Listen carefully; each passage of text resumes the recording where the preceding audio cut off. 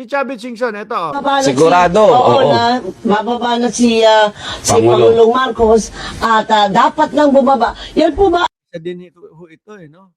Na nanganganib na makulong, eh.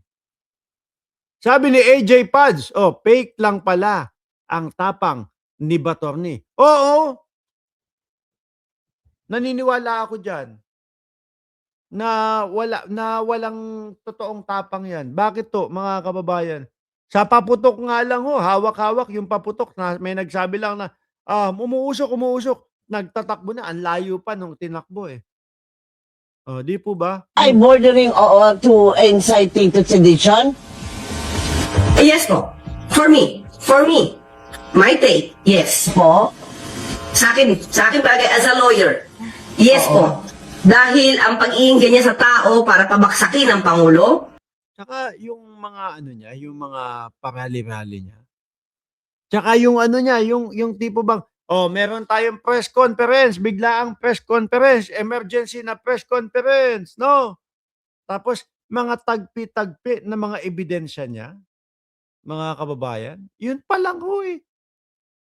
Alam naman natin na merong kakaharapin si Chavit Singson, mga bossing. Kaya po, ang gusto nilang mangyari, sama-sama sila, pabagsakin si Pangulong Bongbong Marcos, mawala, no? Si Pangulong Bongbong Marcos upang sa ganun, lahat sila absuelto.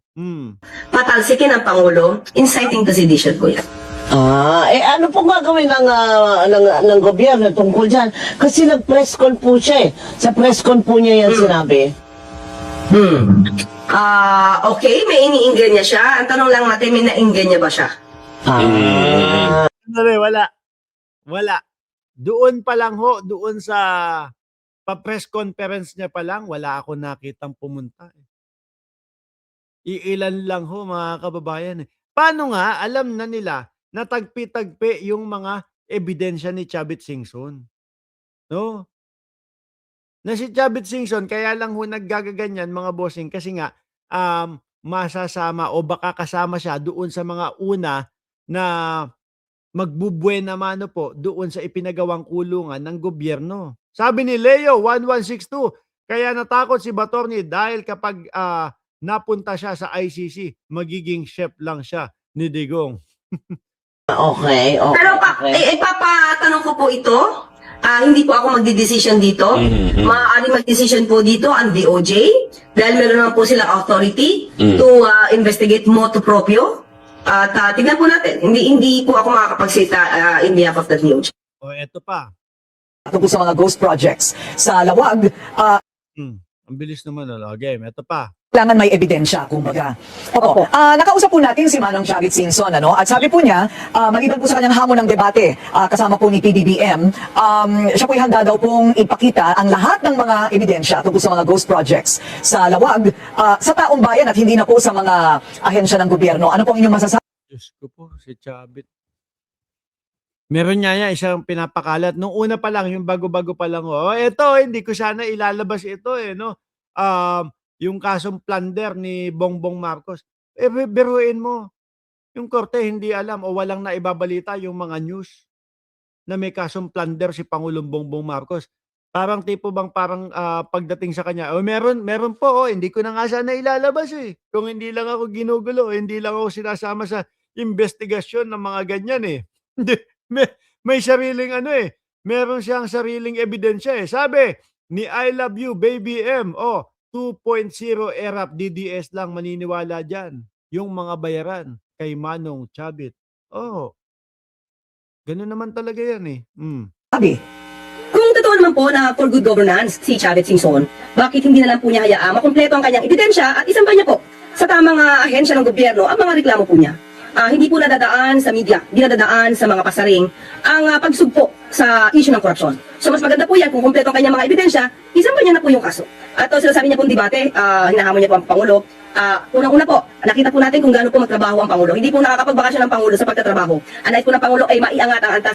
Akala niya, malaerap yung mangyayari kay Bongbong Marcos at ituturing siya na superhero din, Wala.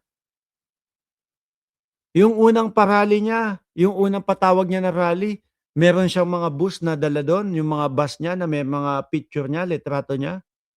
Siya pa yung nasigawan, 'di ba? Siya pa yung nasigawan, mga kababayan, nung mga nag-aano dun, nung mga nagra-rally dun. Sinabihan si Chavit Singson, "Kurakot." Oh, pahiya. Ano ginawa? Umuwi na lang ho sa Corinthian, mga bossing. Umuwi sa Corinthian. Yun yung sinasabi ni Attorney Claire Castro na ang tanong, meron ba siyang naaano, nahihimok? Eh, wala. Baka yung mga sumasama lang sa kanila, eh, dahil lang po nakakaambon ng pangmeryenda. Sabi ni Paulo Saison, yan ano, yan ang mas mamatay tao kaysa kay Digong, no? Kasing mga kamag-anak nila mismo nagpapataya sa lugar nila. Makapwesto lang magaling sa baril yan si Chavit. Naku, kinakabahan na ako. Tigil ko na kaya tong vlog kay Chavit. Baka ako baka mapersilapid ako, sabihin na naman ng mga DDS, "Oh, lagot ka, mapepersilapid ka." Laging sinasabi 'yan ng mga DDS, laging nagbabanta yung mga DDS, eh. sa kabuhayan ng bawat mamamayan at mapaunlad ang ekonomiya ng bansa. So wala akong panahon ang Pangulo sa mga debate at muli, sasabihin natin, ang debate ay hindi sagot para mapigil ang korupsyon. Kung nais po nila noon pa sana, nung may issue pa ang dating Pangulo Duterte tungkol sa korupsyon na siyang umamin mismo na siya'y corrupt, sana Bilis naman ito, bakit ang bilis nitong video na 'to, oh.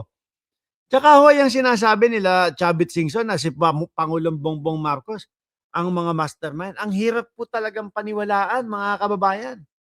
Kasi kahit po sinong mastermind, mga bossing chief amo sir, hindi ilalagay ang sarili niya na mabubuksan yung kahit anong way para maimbestigahan siya.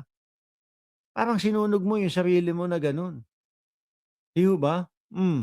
pa sila nakipagdebate. Ano po naman ang inyong sagot doon sa kakasabi lang po ngayon ni Senadora Amy Marcos na parang pinag-iinitan daw ang mga senador habang protektado po ang tinatawag po niyang mastermind, ang dati pong speaker na si Martin Romualdez? Mahirap pong magbitaw ng ganyan ng mga ganyan salita. Kung meron po siyang ebidensya, sinasabi niyang alam niya ang mga ebidensya tungkol sa sinasabi niyang mastermind, Eh, wala namang mga pinapakitang ebidensya. 'Di ba? Miski ho yung mga kapitbahay niyo, mga kaibigan ninyo, mga nagpo-post na, si Bongbong Marcos kurakot magnanakaw, si Martin Romualdez kurakot magnanakaw. Hanapan mo ng ebidensya, wala ipapakita sa inyo, eh. Yun nga ang hirap na hirap sila, 'di ba? Pambansang nanay survivor at Josie at Arsenio, oh, wala silang mailatag na ebidensya ho. Puros lang, si Bongbong Marcos, leader ng mga korap, magnanakaw. Gano'n lang ho. Kasi merong nauutong mga DDS. Pero sa panig ho natin, sa mga side ng sumusuporta kay Pangulong Bongbong Marcos, wala ho silang maloko. Hirap na hirap silang lokohin yung mga sumusuporta. 'Di ba? Oh, hindi po ba mas sabi ni Ma'am Neng Gigi, mark off topic. Pansin ko, mata mo pagod, namumunga. Hindi, tantalizing eyes lang ho ako, mga kababayan. Hindi, pagod ako. Bakit? Biruin mo ba naman, maghapon ako sa gym. Oh, um, yung pangalawang gym kasi na inaano natin malaki ho, mga bossing. Madaming trabaho do'n, pipinturahan, lahat, et cetera. Hands-on ho ako, pero hindi ako yung nagpipintura, ha. Hindi ako. No, napakalaki nun. May mga pintor, may mga gumagawa ng mga toilet, para doon sa mga, shower area, lahat po 'yan, mga kababayan. Biruin mo, laking trabaho nun. Kaya totoo pagod ako, mga bossing. Eh, paano? Hindi na natin tatapusin 'to. Hindi, tapusin natin si Attorney Claire, na nakikipag-ugnayan po siya sa ICI, o kaya dumiretso na po siya sa ombudsman, katulad ng ginawa niya po, kahit siya ay nagpa-imbestiga, patungkol doon sa pagkakadala sa dating Pangulo Duterte sa ICC, hindi po ba siya nagpa-imbestiga? Kung meron po siyang mga ebidensya, at may tinuturo niya po talaga at konkreto ang kanyang ebidensya laban sa mga sino man, hindi na po tayo magbabanggit ang pangalan, kahit sino man, pwede na po siyang dumiretso sa ombudsman para makatulong correct. Kasuhan niyo na. Kayo mga DDS, no? Na lagi niyo sinasabi magnanakaw si Bongbong Marcos o si Martin Romualdez, kasuhan niyo na.